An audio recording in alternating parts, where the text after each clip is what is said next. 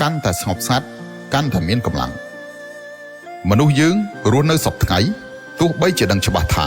ថ្ងៃក្រោយខ្លួនឯងនឹងស្លាប់ក៏ដោយក៏នៅតែខិតខំប្រឹងប្រែងរស់រាន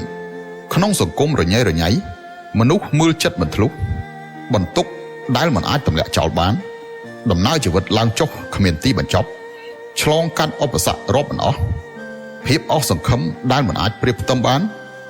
បំភ្លេចមិនបាននៅរឿងអតីតមួយថ្ងៃរវល់មិនចេះចប់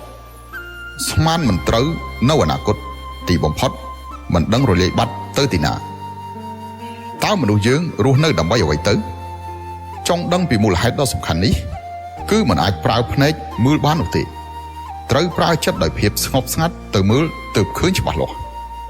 ភាពស្ងប់ស្ងាត់អាចបង្កើតការផ្ដោតអារម្មណ៍អាចបង្កើតនៅបញ្ញាជាភាពស្ងប់ស្ងាត់ដោយប្រាជ្ញាភាពស្ងប់ស្ងាត់គឺជាកម្លាំងដ៏មានឥទ្ធិពលនៅក្នុងចិត្តរបស់មនុស្សភាពស្ងប់ស្ងាត់គឺជាការដកខ្លួនចេញពីភាពអ៊ូអររបស់អ្នកដទៃជាការវិលត្រឡប់ទៅពិភពរបស់ខ្លួនឯងវិញនៅពេលដែលអ្នកអាចស្ងប់ស្ងាត់ទើបអាចផ្ដល់កំណើត